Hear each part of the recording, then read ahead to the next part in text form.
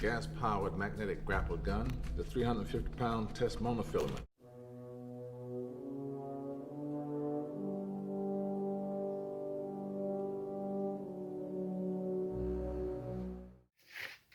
What's going on, guys? Welcome back to another Making It Real.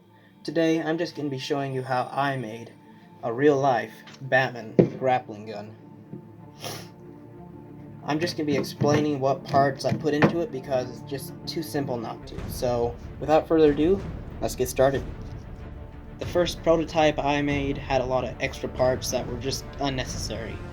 So I don't remember what parts I put into it, but long story short, it didn't work, so yeah. At least not the way I wanted.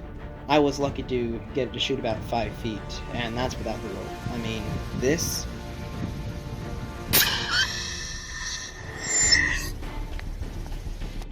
is just pathetic. Then again, we all have to start somewhere. The hook had only 2 prongs, and you tied the rope through the hook at the top, not the bottom. So it didn't go very far, or straight. Also, by putting a 90-degree angle elbow on it, it didn't help either.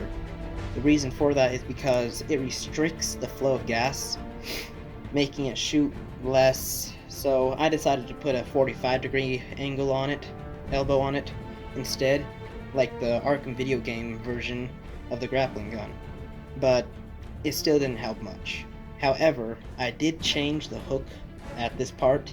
Instead of welding a hook onto a metal shaft and sliding a Nerf dart on for a good seal, like you see here, I got a small tube and glued a rubber piece from a Nerf dart on the end, and that helped a lot. But I thought there must be a better way. So after I saw my engineering class launch a rocket by sliding the barrel inside of the rocket, I thought I would try it on my own gun. So I made a new hook, which was, and still is, the lightest hook style I've made so far. The rope is placed through the eye of a cut-in-half chain link, so you can put a bigger rope on it if needed. I also made the barrel smaller than the last one, so the CO2 is pushed out more accurately with a greater force.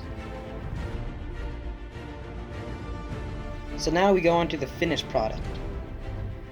First off, let's start off with the actual launcher.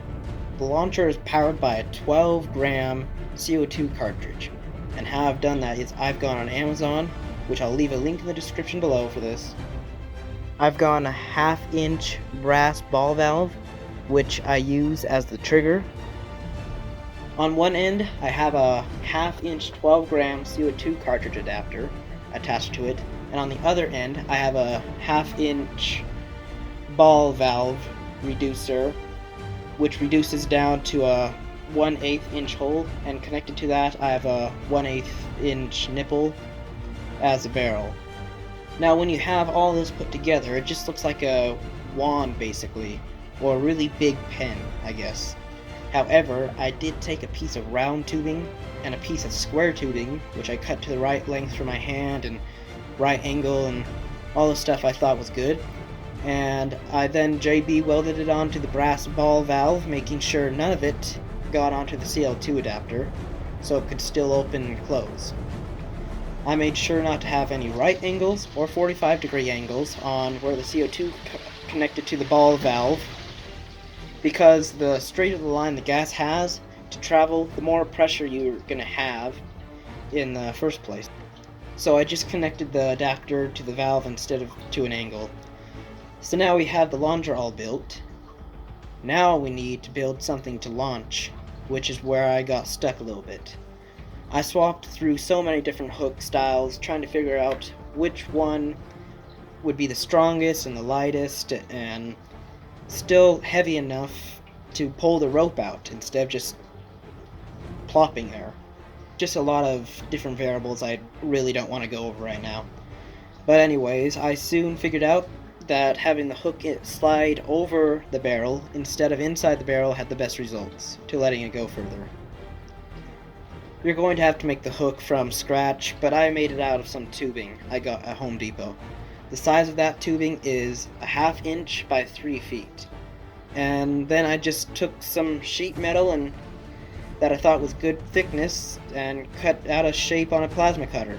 However, if you don't have one of these plasma cutters, you can just cut out a shape from a piece of paper and glue it on to like a saw blade or another piece of sheet metal and cut it out with a grinder. Yes, it takes a whole mess more time and patience, but it all works out the same. Okay, now next we have the rope. And the rope was the easiest part, because you just need something small and strong. So I took some 50-pound test monofilament I got off Amazon, again, link in the description. Now we just need some way to store the rope, which was the hardest part of the product. I swapped through so many different ideas, from chalk line holders to just letting it dangle there on the ground, but finally came up with the idea to use a fishing reel. I got this reel from Cast Kings on Amazon. You can find that in the description too. And next I just put the line on the reel, then JB welded it on the top of the gun, and we have our grappling gun. Now to get it ready to shoot, you need to take off the adapter from the end of the gun and go ahead and slide the CO2 cartridge in, like so. Next, go ahead and screw it back onto the gun.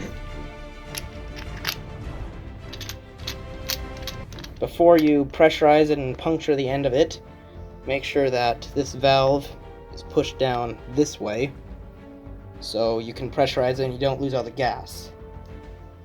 After you push the button down, go ahead and push this button on the fishing reel.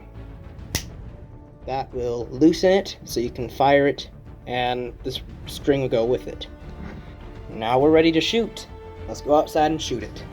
Okay, so the first shot we are going to shoot is straight up in the air. And you can see here it shoots about 30 feet straight up.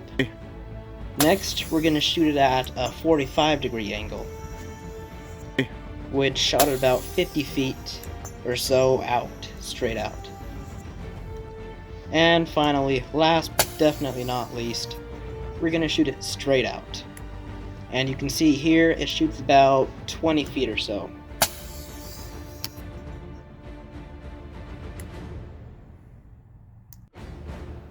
Cool.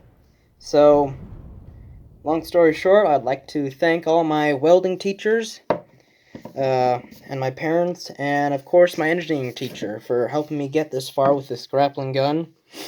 And yeah, thanks for watching. I'll keep working on this and hopefully I can add a winch soon enough.